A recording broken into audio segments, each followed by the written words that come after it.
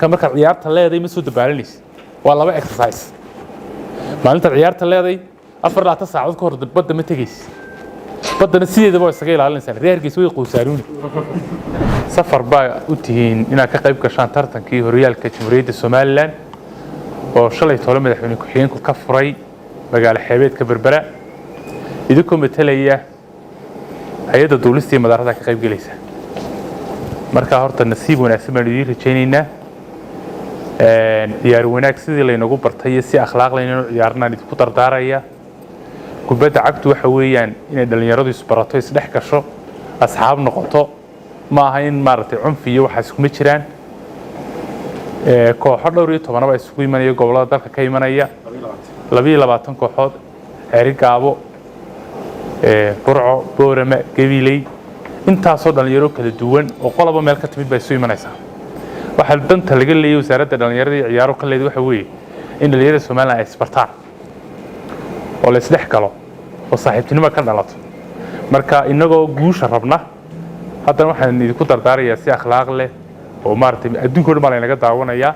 mar waxaad metelaysaa hay'adii duulista mar waxaad metelaysaa dalkii oo dhan baad metelaysaa inaad si fiican u ciyaartaan haddii alla yahay waanigi hore idinku ballan qaaday maalintii Serbida u dhaadhacdeen xaalad adag ballantii waa ka soo baxday marka ballanqaadku wuxuu ahaa inaad diyaarad raaci doontaan hadda koobka soo qaadaan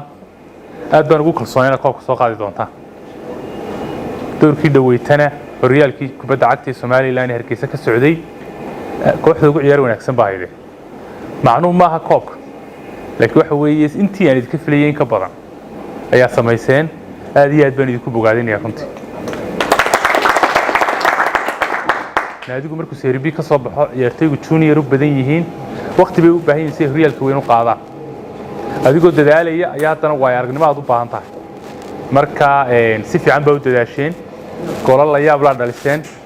gool kaalin fiican baa soo gasheen hadda championki soo gasheen magacii hay'adda saraa u qaadeen aad iyo aad baan runtii idinku mahadcelinayaa sharmaaka waa ciyaartooy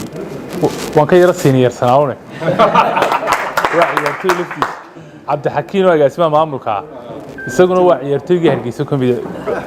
Axmed Carab dhammaan tiimka halkan jooga waa ciyaartooy baa la wadiyay humidity bay leedahay waa ku talagaleysaan marka energy markaad isticmaasho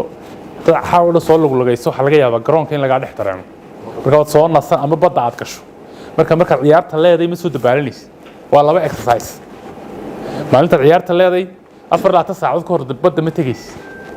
baddana sideedaba isaga ilaalinaysaa reerkiisa way qoysaaruuni waa iska ilaalinaysaan aad ban gurigii waa leedii si diyaariyay baskii ka qaaday airportka Berbera wax walba waa idin diyaar aad iyo aad baan idin sagooteynaa guul fiican baan idin rajaynaynaa